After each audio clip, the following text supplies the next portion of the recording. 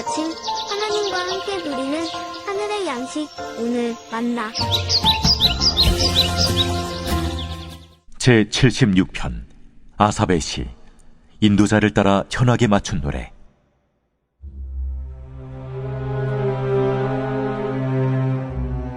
하나님은 유다에 알려지셨으며 그의 이름이 이스라엘에 크시도다. 그의 장막은 살렘에 있으며 그의 처소는 시온에 있도다. 거기에서 그가 화살과 방패와 칼과 전쟁을 없이 하셨도다. 주는 약탈한 산에서 영화로우시며 존귀하시도다. 마음이 강한 자도 가진 것을 빼앗기고 잠에 빠질 것이며 장사들도 모두 그들에게 도움을 줄 손을 만날 수 없도다. 야곱의 하나님이여, 주께서 꾸짖으심에 병거와 말이 다 깊이 잠들었나이다. 주께서는 경외받을 이시니 주께서 한번 노하실 때에 누가 주의 목전에 서리이까. 주께서 하늘에서 판결을 선포하심에 땅이 두려워 잠잠하였나니 곧 하나님이 땅의 모든 온유한 자를 구원하시려고 심판하러 일어나신 때에로다. 진실로 사람의 노여움은 주를 찬송하게 될 것이요 그 남은 노여움은 주께서 금하시리이다. 너희는 여호와 너희 하나님께 서원하고 갚으라. 사방에 있는 모든 사람도 마땅히 경외할 이에게 예물을 드릴지로다. 그가 고관들의 길을 꺾으시리니 그는 세상의 왕들에게 두려움이시로다.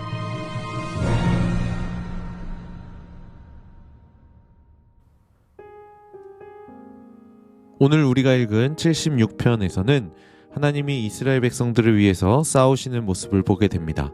그런데 하나님이 싸우시는 이유가 그분의 백성을 지키기 위함임을 우리는 또한 보게 됩니다. 더 나아가서 하나님의 백성들을 구원하시기 위함인 것을 우리는 본문을 통해서 발견할 수 있게 되는 거죠.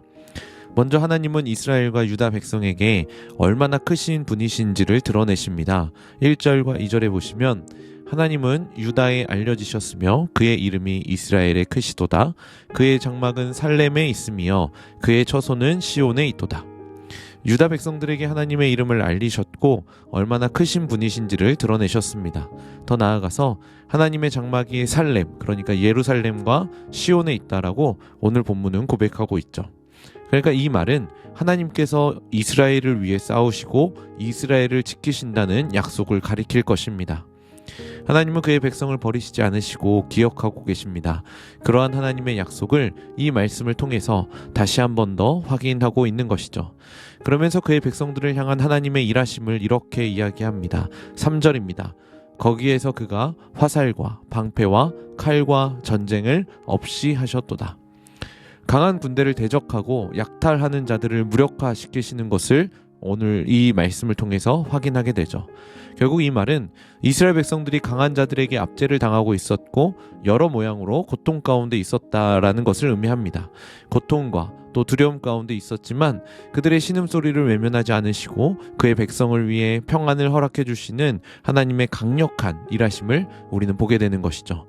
5절에 보시면 마음이 강한 자도 가진 것을 빼앗기고 잠에 빠질 것이며 장사들도 모두 그들에게 도움을 줄 손을 만날 수 없도다라고 이야기합니다. 마음이 강한 자, 장사들도 힘을 빼앗기고 무력하게 만드시죠. 6절에도 보시면 야곱의 하나님이여 주께서 꾸짖으심에 병거와 말이 다 깊이 잠들었나이다 라고 이야기합니다. 하나님이 꾸짖으시면 병거와 말들이 깊이 잠들어 무력하게 됩니다. 이것이 바로 하나님의 일하심이라는 거죠. 이렇게 이스라엘 가운데 임할 평안을 우리는 소망할 수 있게 되는 겁니다. 그래서 자기의 권력과 힘을 과시하던 사람들이 이제는 더 이상 자신들이 과시하던 것을 버려야만 했고 내려놔야 하는 그런 모습을 보게 되죠. 아마 그들은 자기의 힘과 권력을 과시하는데 모든 것을 바쳤을 것입니다. 그것을 위해서 많은 백성들을 고통스럽게 했을 것이고 억압하고 빼앗으면서 자신들의 부를 채워나갔을 것입니다. 그들의 결국은 무엇이었습니까? 심판이라는 겁니다. 그런데 이러한 하나님의 심판은 단순히 누군가를 멸망시키기 위한 그런 데의 목적이 있지는 않습니다. 하나님께서 노하시고 강한 자들을 무력하게 하시는 궁극적인 목적이 9절에 등장하는데요. 곧 하나님이 땅의 모든 온유한 자를 구원하시려고 심판하러 일어나신 때에로다.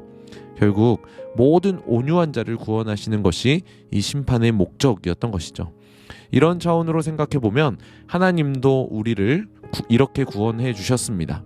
죄로 인해 억압당하고 있는 우리를 구원하시기 위해서 악한 세력을 물리치시고 우리를 거룩한 하나님의 백성으로 부르셨던 거죠. 여전히 죄가 우리를 억압하고 있지만 예수 그리스도의 십자가로 그들의 힘을 무력하게 만드셨고 이제는 참된 그리스도인으로 살아갈 수 있게 되는 겁니다. 그것이 하나님이 우리를 구원하시기 위해서 쌓으신 방법이었던 겁니다. 그래서 그렇게 구원받은 주의 백성 우리들은 해야 할 일이 있습니다. 11절에 너희는 여호와 너희 하나님께 서원하고 갚으라. 사방에 있는 모든 사람도 마땅히 경외할 이에게 예물을 드릴지로다. 하나님 앞에 서원하는 것, 약속한 것을 지키는 충성을 가리키죠. 또한 하나님의 백성으로서 하나님을 예배하는 것입니다. 그것이 구원받은 백성이 해야 할 마땅한 일이라는 겁니다. 때로 우리는 여전히 죄악 가운데 신음하기도 합니다. 두려워하기도 하고 죄악 가운데 빠져서 그것을 즐기며 그 죄악 가운데 살아가기도 합니다. 그러나 하나님은 그런 우리를 가만히 내버려 두시지 않으셨습니다.